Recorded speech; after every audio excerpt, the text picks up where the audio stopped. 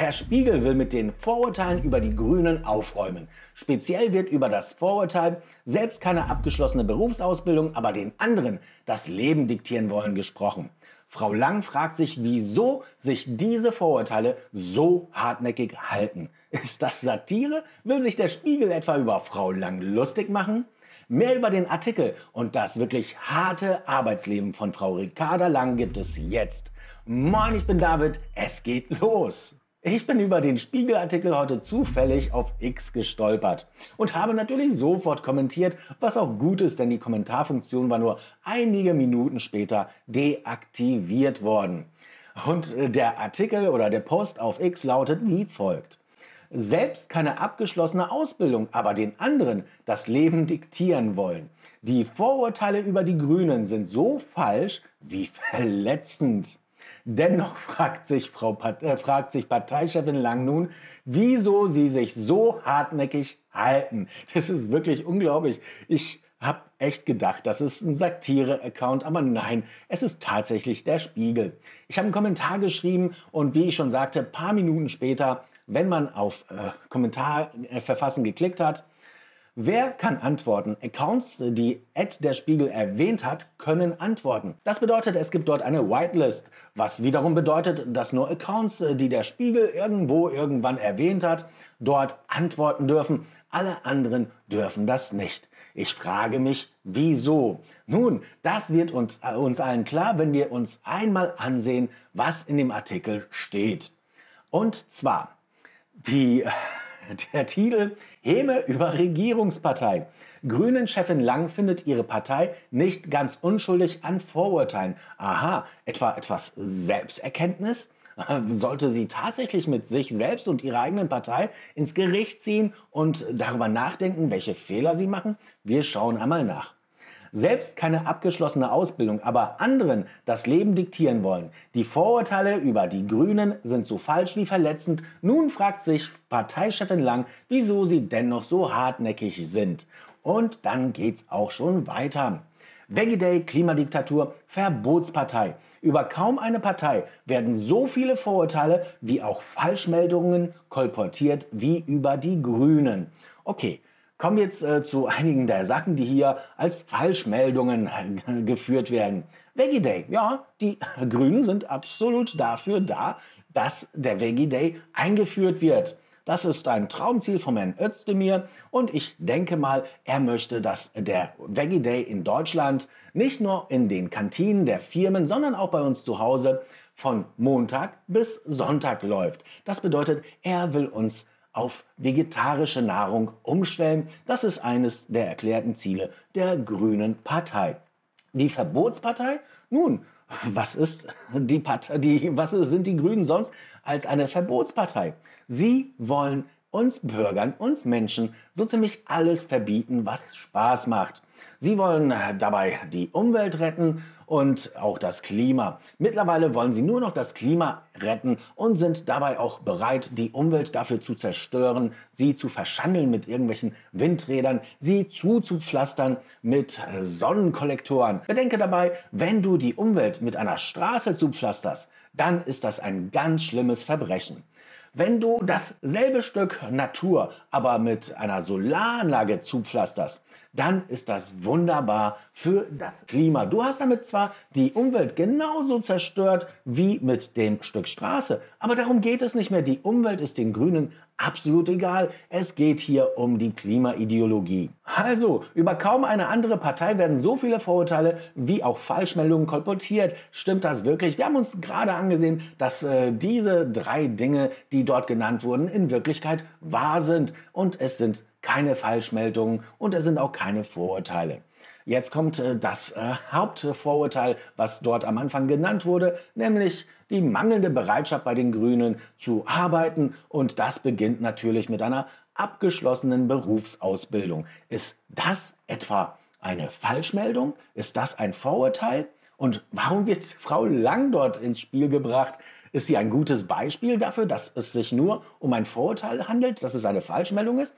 Das werden wir uns gleich ansehen. Aber erstmal weiter im Text. In den Umfragen kommt die Partei kaum über die 15% hinaus, was meiner Meinung nach viel zu viel ist. Alles über 4,9 ist deutlich zu viel. Angesichts der schwachen Werte übt sich Grünen-Chefin Ricarda Lang nun in Selbstkritik und sieht eine Eigenverantwortung bei den kursierenden Vorurteilen. Sehr schön, Frau Lang. Einsicht ist ja bekannterweise der erste Schritt zur Besserung. Ich hoffe, dass das bei Ihnen jetzt einsetzt. Wir sollten uns schon fragen, warum manche Vorurteile gegen uns immer noch verfangen, sagt Lang dem Nachrichtenportal T-Online. Wir sind nicht ganz unschuldig daran, fügte sie vor dem Parteitag der Grünen hinzu. Konkret glaubt Lang, dass die Grünen oft als zu technokratisch wahrgenommen werden.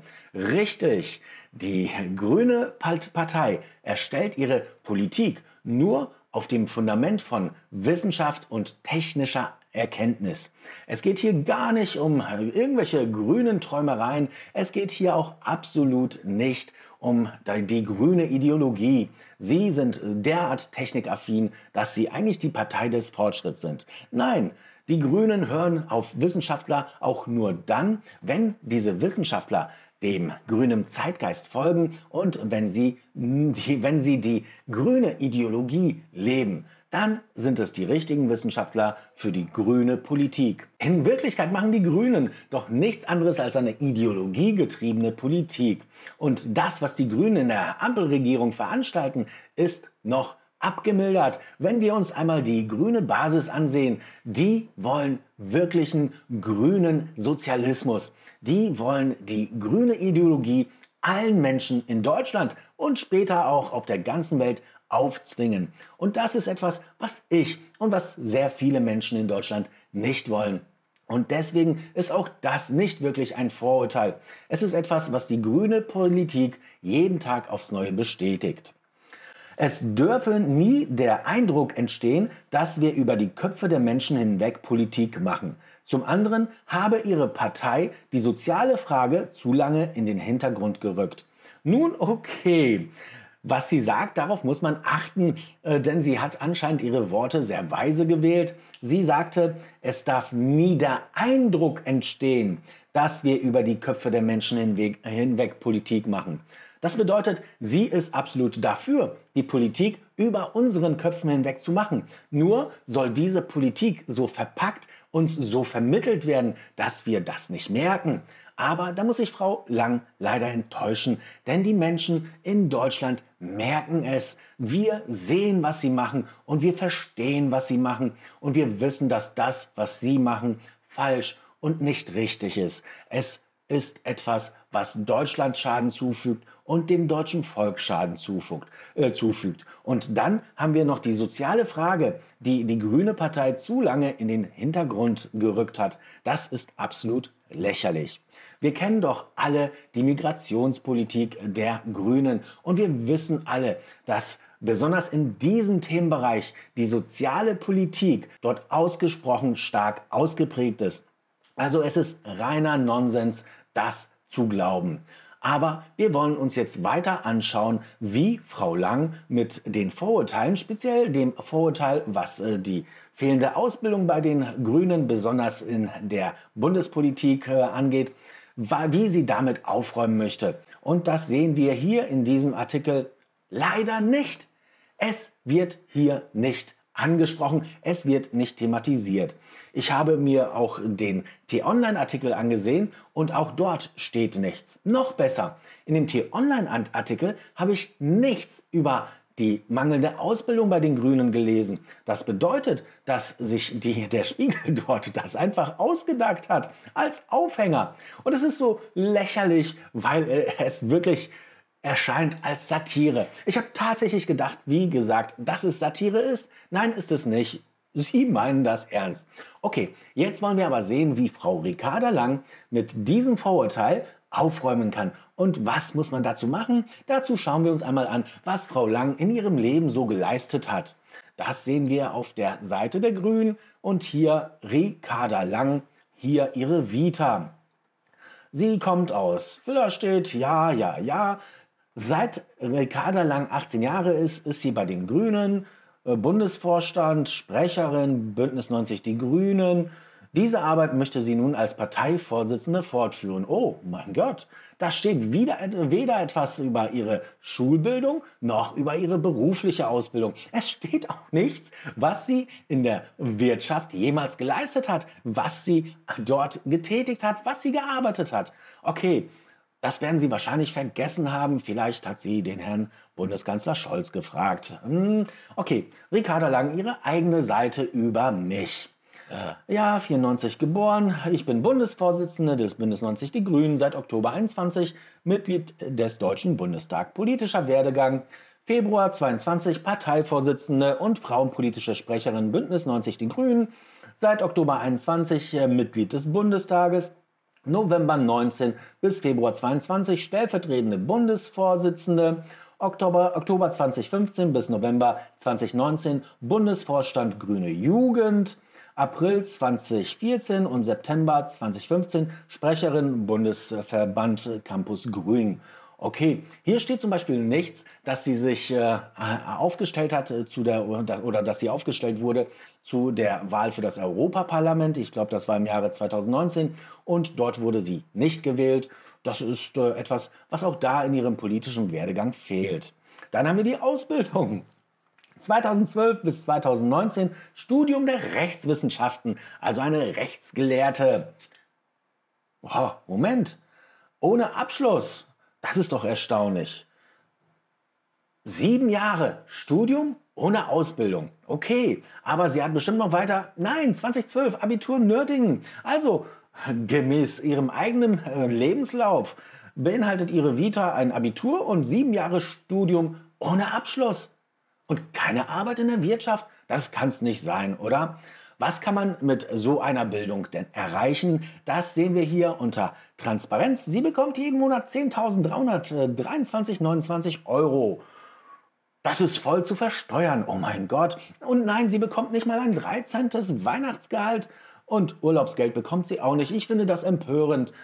Die Dame kommt kaum über die Runden. Da kann man sich doch nicht mal was Vernünftiges zu essen leisten bei so einem Geld und dann kein kein Urlaubsgeld. Ich finde es schlimm. Aber sie bekommt noch 4.583,39 Abgeordnetenentschädigung für Bürokosten, Mitarbeiterkosten und so weiter.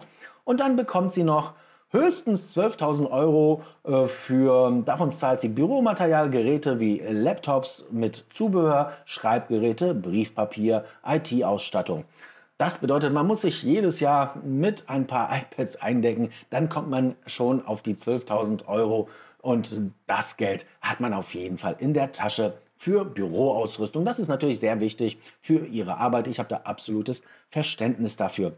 Und hier können wir wirklich unglaublich beispiellos sehen, wie weit man kommen kann mit einem Abitur, 7 Jahre Studium auf des Steuerzahlers Kosten und das Ganze ohne Abschluss. Aber Deutscher Bundestag, da wird doch bestimmt etwas stehen, was sie in ihrem Leben geleistet hat. Geboren wurde sie, Abitur in Nördlingen, 2012 Mitglied Bündnis 90 Die Grüne Jugend, 2014-15 im Rahmen des Studiums Sprecherin Campus Grün. Dann haben wir 2015-17 Beisitzerin im Bundesvorstand, 2017 bis 2019 Bundessprecherin Grüne Jugend, seit 2019 stellvertretende Bundesvorsitzende, frauenpolitische Sprecherin. Kampagne zur Europawahl 2019, da steht es geschrieben, hat sie auf ihrer Seite bei den Grünen unterschlagen und auch auf ihrer Über mich-Seite.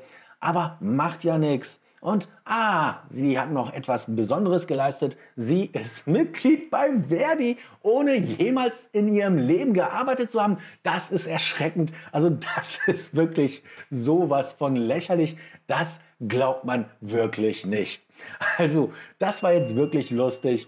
Ich muss wirklich einmal eine Videoreihe machen über deutsche Politiker und was sie in ihrem Leben erreicht bzw. bewerkstelligt haben. Welche Ausbildung, welche Arbeit und dann vielleicht noch eine Statistik erstellen zu der Verteilung der einzelnen Parteien und wie viele Menschen in all den Parteien niemals gearbeitet haben. Und dann werden wir tatsächlich sehen, ob das nur ein Vorurteil ist. Ich glaube, ich werde dazu mal eine Reihe machen. So, wie ihr hört, ist meine Stimme etwas angeraut. Das bedeutet, ich brüte etwas aus. Ich hoffe, dass ich nicht ausfallen werde in den nächsten Tagen und dass neue Videos kommen. Heute ist ein guter Tag. Heute kam das Veteranenabzeichen der Bundeswehr. Hier ist es. Ich freue mich darüber. Es ist zwar viele, viele Jahre her, dass ich aus der Bundeswehr ausgeschieden bin und es ist erstaunlich, dass so etwas einem immer noch was bedeutet. Aber so sind wir nun mal, wir Männer. Und ja, bei den Frauen, die gedient haben, dürfte es mit Sicherheit genauso sein. Also, das soll es gewesen sein für heute. Ich danke für deine Unterstützung. Jetzt solltest du unbedingt dieses Video sehen. Wir sehen uns dort. Bis gleich. Tschüss.